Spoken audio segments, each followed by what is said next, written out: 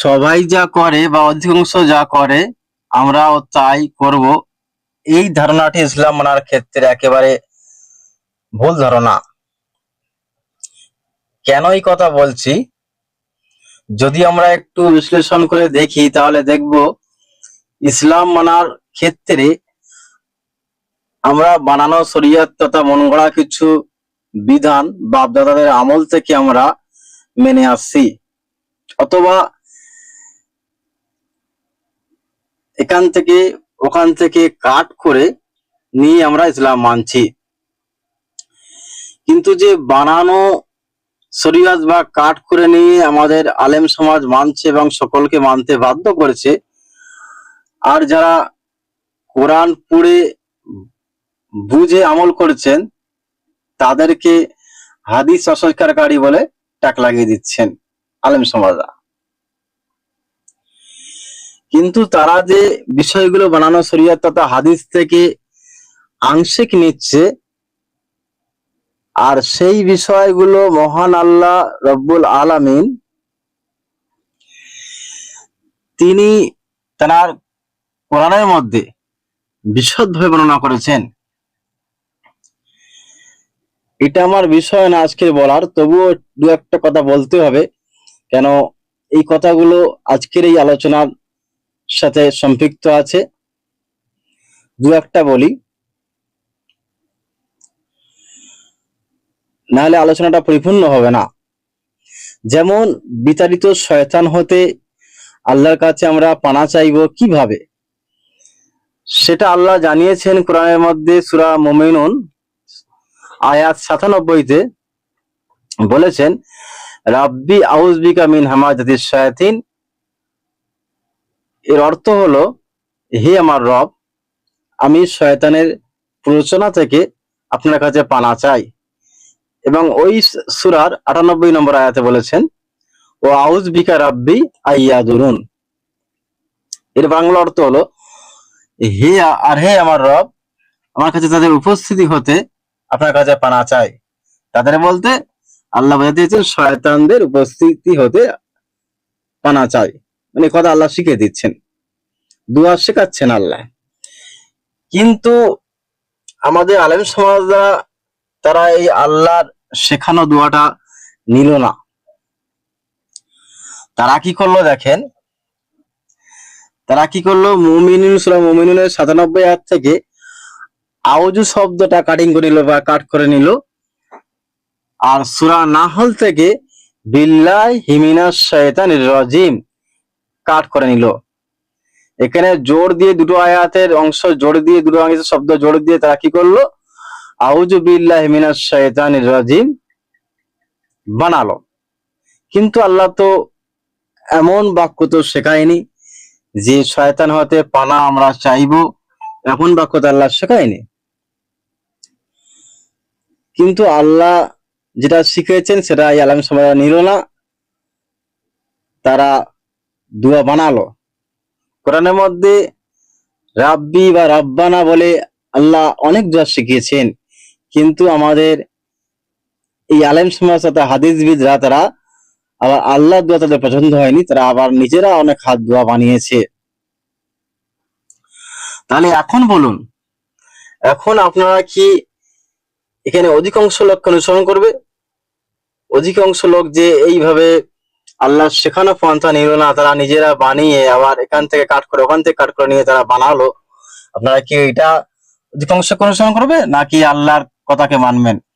এখন আপনারা তাকালে দেখতে পাবেন পৃথিবীর দিকে প্রায় প্রতিটি দেশে এইভাবেই তারা আল্লাহর কাছে পানা চায়, এটাই বলে।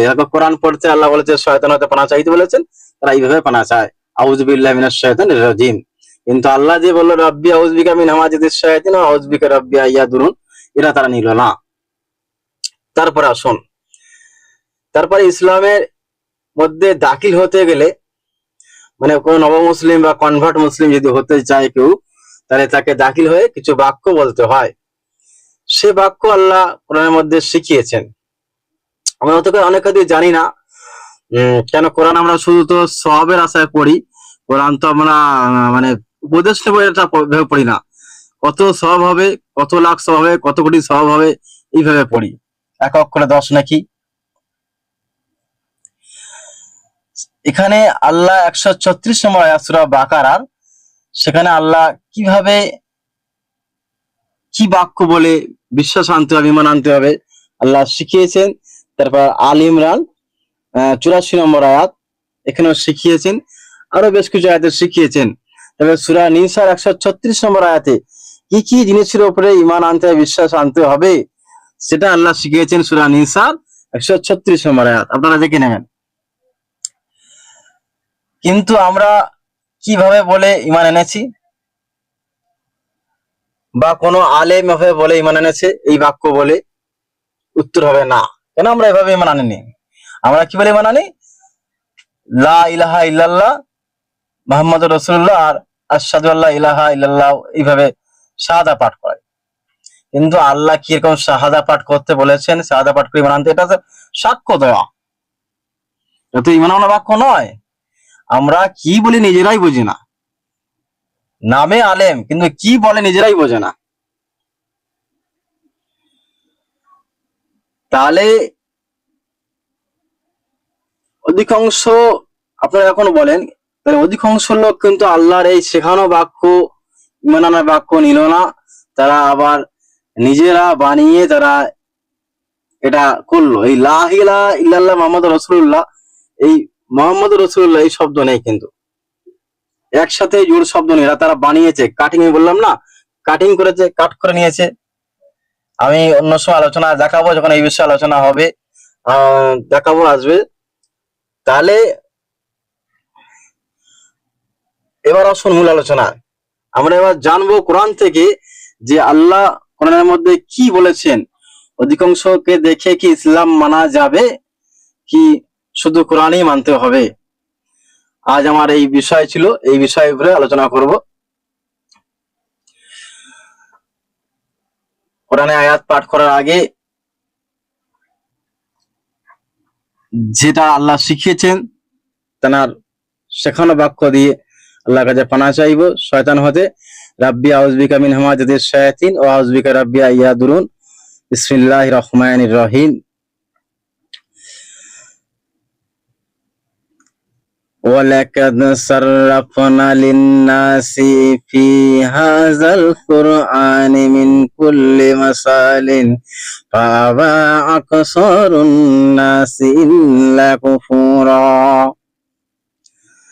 আর অবশ্যই মানুষের জন্য এই কোরআনে আমি নানাভাবে বিভিন্ন উপমা বর্ণনা করেছি, কিন্তু অধিকাংশ মানুষ কুফরি না করে থাকেনি। আল্লাহ বলছেন সূরা বানী ইসরাইল 17 নম্বর সূরা, এটি 89 নম্বর আয়াত, এখানে বলছেন আর অবশ্যই মানুষের জন্য এই কোরআনে আমি বিশদভাবে বিভিন্ন উপমা বর্ণনা করেছি। বিভিন্ন মাসালিন শব্দ এসেছে, মাসালা, বিভিন্ন বিষয়, বিভিন্ন মাসালা বর্ণনা করেছি, কিন্তু অধিকাংশ মানুষ কুফরি না করে থাকেনি। কুফরি বলতে অস্বীকার, অস্বীকার একেবারে ঊর্ধ্বে, মানে অধিক ঊর্ধ্বে অস্বীকার, কুফরিকে অস্বীকার বলে, অধিক ঊর্ধ্বে অস্বীকার করা। অধিকাংশ মানুষ অস্বীকার করেছে। আর আমি দেখালাম প্রথমেই যে আল্লাহ শেখানো বাক্য নিল না, নিজেরা বানালো, সেজন্য এটাকে তো অস্বীকার করা হচ্ছে। আল্লাহর কথাকে অস্বীকার করে তারা কি করছে, নিজেরা বানিয়ে নিচ্ছে। তো এই আয়াতটাও তার একটা প্রমাণ। তারপরে দেখুন, তারপরে আল্লাহ তারা রসুলকে একটা মানে সাবধান বানিয়ে শোনাচ্ছেন।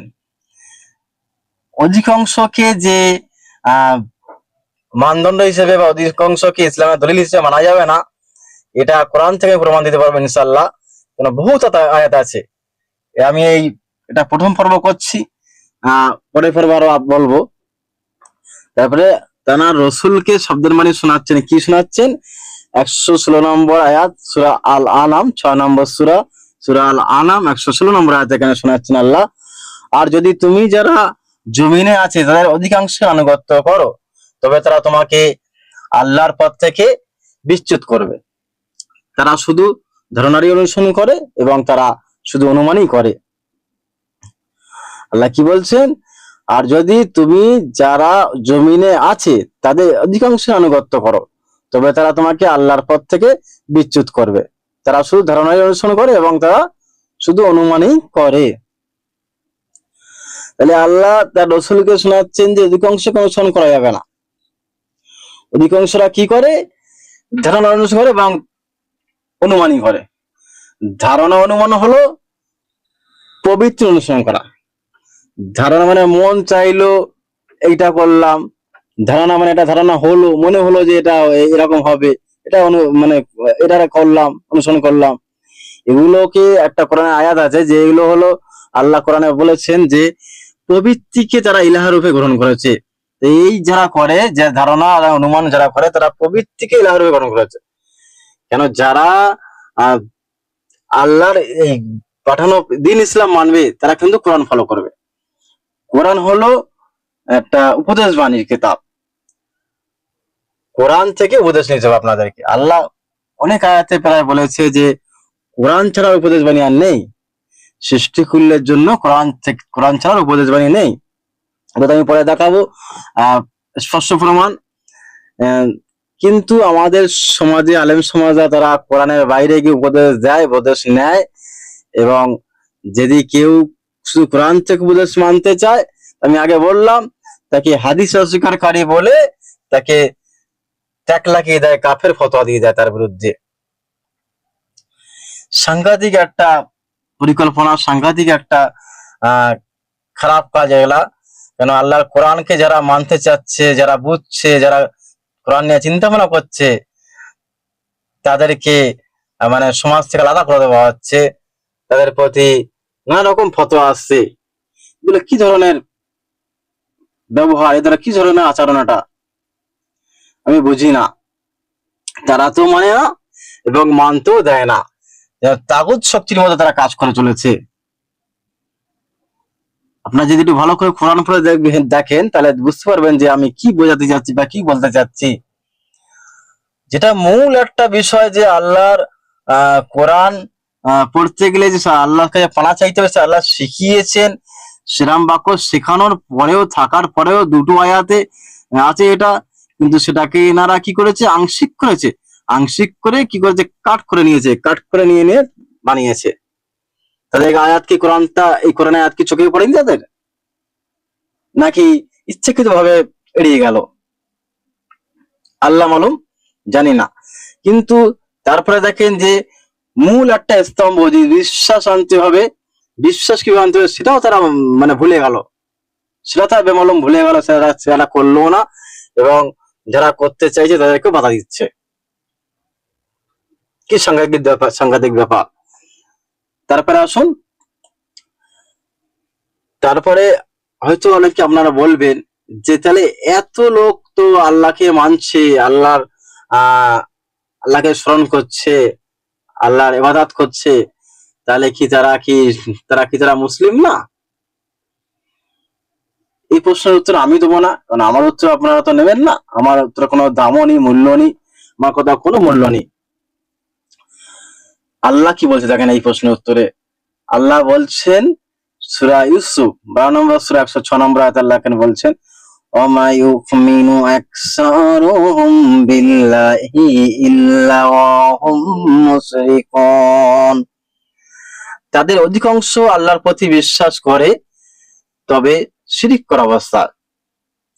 আল্লাহ কি বলছেন? তাদের অধিকাংশ আল্লাহকে বিশ্বাস করে, মানে আল্লাহকে মানে। ভালো করে বুঝুন, আল্লাহকে মানা ব্যক্তি তারা কি করে? শিরিক করা অবস্থা আল্লাহকে বিশ্বাস করে।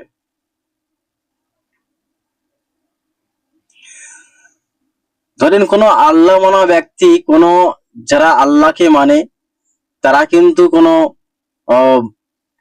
মানে মূর্তির সামনে নত হবে না, তারা কোনো মানে পূজা মণ্ডপে যাবে না, তারা কোনো ঠাকুরকে গিয়ে প্রণাম করবে না, তারা কিন্তু এগুলো করবে না। বা মন্দিরে গিয়ে ফুল চড়াবে না, কোনোদিন করবে না। তাহলে তারা শিরিক কি অবস্থা করে? শিরিকটা কি আসলে আল্লাহ কি বোঝাতে যাচ্ছেন? শিরিকটা এখানে হলো এটাই যে আল্লাহর বিধান মানে এবং অন্যজনের বিধান মানে। আল্লাহ হলো বিধানদাতা, কিন্তু আল্লাহর বিধান মানে তারা এবং অন্যের বিধানও মানে।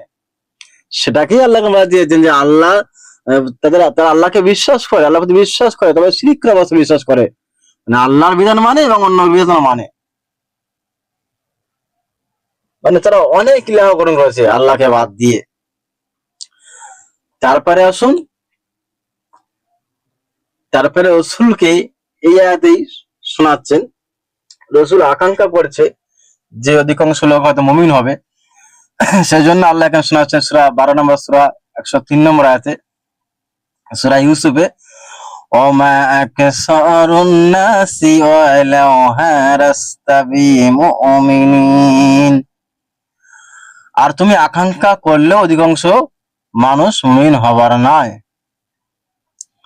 আল্লাহ রসুলকে আল্লাহ বলছেন যে তুমি আকাঙ্ক্ষা করলেও অধিকাংশ লোক মুমিন হবার নয়। মুমিন হলো, মুমিন তাকে বলে যে মুমিন বিশ্বাসের একটা দৃঢ় বিশ্বাস, মানে আল্লাহর আদেশ নিষেধ পঙ্খানুপুঙ্খ যারা অনুসরণ করেন, যারা মানে পঙ্খানুপুঙ্খ যারা মানেন, মেনে চলেন, তাদের কি মুমিন বলা হয়। মুমিন একটা লাকাব, মুমিন একটা আল্লাহর প্রিয় বান্দার একটা লাকাব। সেই মুমিন সবাই হবে না, অধিকাংশ লোক মুমিন হবার নয়। আল্লাহ বলছেন, রসুলকে বলছেন তুমি আকাঙ্ক্ষা করছো, হয়তো আকাঙ্ক্ষা করলেও কিন্তু অধিকাংশ লোক মুমিন হবার নয়। তাহলে এখানে কোরআন থেকে প্রমাণ পাওয়া যাচ্ছে যে অধিকাংশ লোক মুমিন হবার নয়, অধিকাংশ লোক কুফরি করে, অধিকাংশ লোক ইবাদতে শিরিক করে, অধিকাংশ লোক আল্লাহকে বিশ্বাস করে তবে শিরিক করার কথা বিশ্বাস করে। এটা বুঝে নিতে হবে। তাহলে অধিকাংশকে দেখে আমরা কিন্তু ইসলাম মানতে পারবো না। একমাত্র ইসলাম মানার জায়গা হলো, ইসলাম মানার বিধান হলো সেটা কোরআন।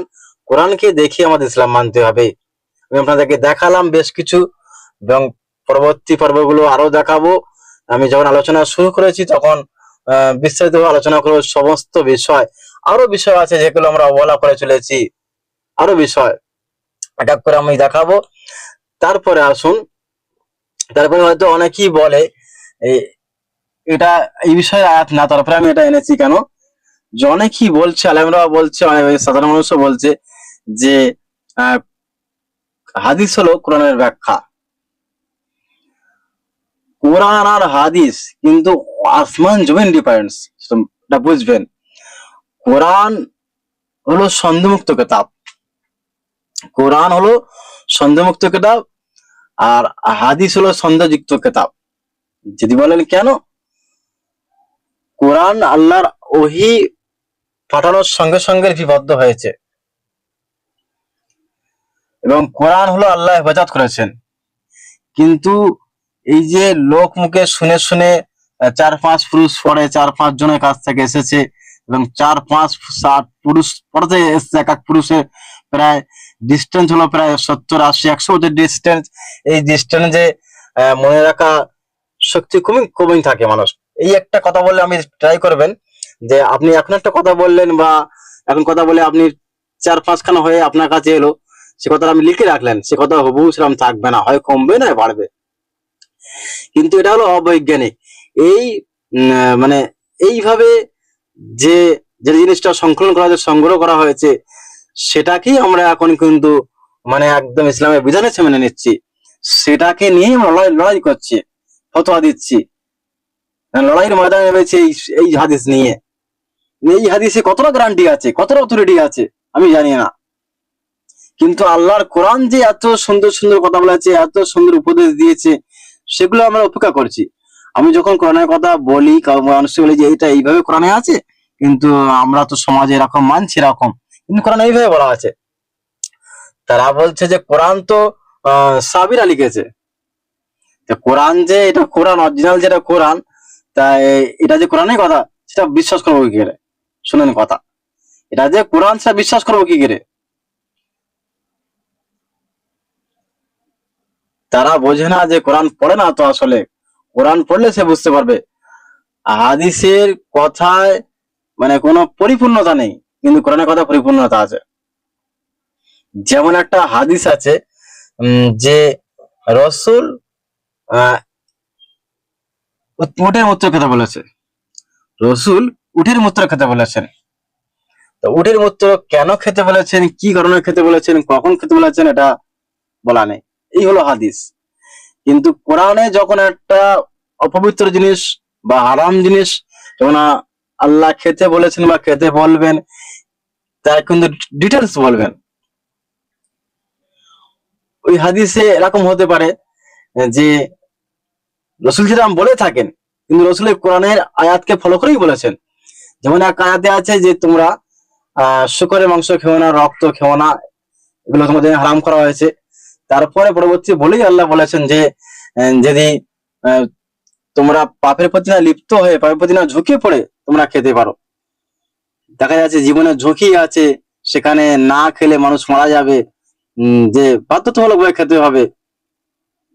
তার প্রতি মানে হারাম জানে, তারপরেও খেতে হচ্ছে বাধ্যতামূলক, মানে সেই সময়ের জন্য, পরে না, সেই সময়ের জন্য সেখানে আল্লাহ বৈধ করেছে। আল্লাহ এটা ডিটেলস খুলে বলেছেন, কিন্তু হাদিস এটা বলা নেই। হাদিস হতে পারে সেটা আল্লাহ রসুল সেটা এইভাবে ফলো করেছেন যে সেখানে আগে তো পানির মশক ছিল, সেখানে তো পানি খুব অসীমিত যেত, সেখানে পানি শেষ হয়ে যেত। সেজন্য সেখানে পানি নেই, তা সেখানে তাদের সাথে উট ছিল যুদ্ধের ময়দানে বা সফরের রাস্তায়, সেখানে উট ছিল, সেই উটের মূত্র খেয়েছে বাধ্য হয়ে, পানি না পেয়ে। সেই আল্লাহ রসুল কিন্তু কোরআনে আয়াত ফলো করেছে, কিন্তু সেটা যে লিপিবদ্ধ করা, সেটাকে শনাক্ত করার প্রয়োজন নেই, কেন সেটা সেই সময়ের জন্য প্রযোজ্য, কিন্তু এখন প্রযোজ্য নয়। এই জন্য আল্লাহ এবং আল্লাহ রসুল হাদিস কানেকশন করতে বলেনি বা হাদিস শিখতে বলেনি।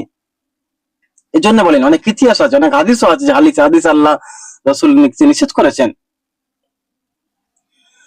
হাদিস সবসময়ের জন্য প্রযোজ্য নয়, কিন্তু কোরআন সর্বক্ষণিক জন্য প্রযোজ্য, এবং অতীত, বর্তমান, ভবিষ্যতে কোরআন একই থাকবে। কোরআনের কথা হলো নড়চড় হবে না।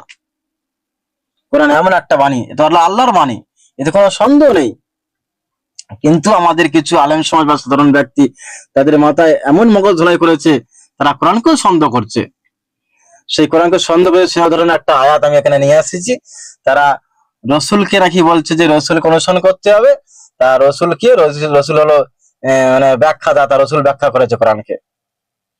কিন্তু রসুল ব্যাখ্যা করেছে, কে ব্যাখ্যা করেছে, কি ব্যাখ্যা, এটা আমি কোরআন আয়াত দিয়ে প্রমাণ করবো। এখন আমি এই জন্যই আয়াতটা টেনেছি এখানে তাদের প্রশ্নের উত্তরে। সূরা ইউনূস 10 নম্বর সূরা 37 নম্বর আয়াত, এখানে আল্লাহ বলছেন وما كان هذا القرآن أن يفترى من دون الله ولكن تصديق الذي بين يديه وتفصيل الكتاب لا ريب فيه من رب العالمين। এই কোরআন তো এমন নয় যে আল্লাহ ছাড়া কেউ তা রচনা করতে পারবে, বরং এটি যা তার সামনে রয়েছে তার সত্যায়ন এবং কিতাবের বিস্তারিত ব্যাখ্যা, যাতে কোনো সন্দেহ নেই, যা সৃষ্টিকুলের রবের পক্ষ থেকে এসেছে। তিনি কি বলছেন শুনেন ভালো করে। এই কোরআন তো এমন নয় যে আল্লাহ ছাড়া তা কেউ রচনা করতে পারবে, মানে কোরআন একটা এমন বাণী যে আল্লাহ ছাড়া আর কেউ রচনা করতে পারবে না, কারোর ক্ষমতা নেই এই কোরআন রচনা করার মতো। সেজন্য এই কোরআনকে বিশ্বাস করতে হবে, এরকম কিতাব আর পৃথিবীর জগতের হবে না। এই জন্য কোরআনকে বিশ্বাস করতে হবে, কোরআন আর অন্য মানুষ লিখতে পারবে না, এটা মাথায় রাখতে হবে। তারপরে কি আল্লাহ বলছেন, বরং এটি যা তার সামনে রয়েছে, বরং এটি যা বলতে কোরআনকে বোঝানো হয়েছে, এবং তার সামনে রয়েছে বলতে তার মানে রসুলকে বোঝানো হয়েছে। বরং এটি যা তার সামনে রয়েছে, মানে এই কোরআন তার সামনে, রসুলের সামনে রয়েছে, তার সত্যন, রসুলের সত্যন হলো এই কোরআন। একটা মানে বিখ্যাত স্কলার, তিনি হলেন আব্দুল্লাহ বিন রাজ্জাক। তিনি বলছেন যে রসুল কোরআনকে সত্যন করেছেন, কিন্তু দেখেন উল্টো আল্লাহ বলছেন এখানে যে কোরআন হলো রসুলের সত্যন, তার সত্যন, মানে রসুলের সত্যন এবং কিতাবের বিস্তারিত ব্যাখ্যা। এই কোরআন হলো কিতাবের বিস্তারিত ব্যাখ্যা। তাহলে রসুলের হাদিস কিভাবে কোরআনের ব্যাখ্যা হয়? এরকম অনেক আয়াত রয়েছে যে আল্লাহ বলেছেন আমি ব্যাখ্যা করি তোমার কাছে কোরআন, এটা কিতাব তোমাকে ব্যাখ্যা করেছি, বিশদভাবে বর্ণনা করেছি, বিস্তারিত বর্ণনা করেছি। এগুলো হলোই ব্যাখ্যা, বিস্তারিত বিশদভাবে পরিপূর্ণভাবে তাফসীর করেছি। তাফসীর মানে কি বোঝায়? তাফসীর মানে ব্যাখ্যা। আল্লাহ ব্যাখ্যা করেছে, আর আমরাও লোজা বলছি, আমরা উল্টো পাল্টা কথা বলছি, কিন্তু কোরআন আমরা পড়ি না, কোরআন থেকে অনেক কিছু সরে গেছি। তাহলে আজ আপনারা ভেবে দেখুন যে আপনারা কি অধিকাংশকে দেখে কি ইসলাম মানবেন, নাকি আল্লাহর কোরআন দেখে ইসলাম মানবেন? আমি এখানে প্রমাণ করলাম যে আল্লাহর কোরআনই সত্য, আল্লাহর কোরআন দেখে ইসলাম মানতে হবে। অধিকাংশ যা করছে, বেশিরভাগ তারা ভুলই করে চলে গেছে, আল্লাহ কোরআন মানছে না, তারা আল্লাহ কোরআন বিপক্ষে যাচ্ছে।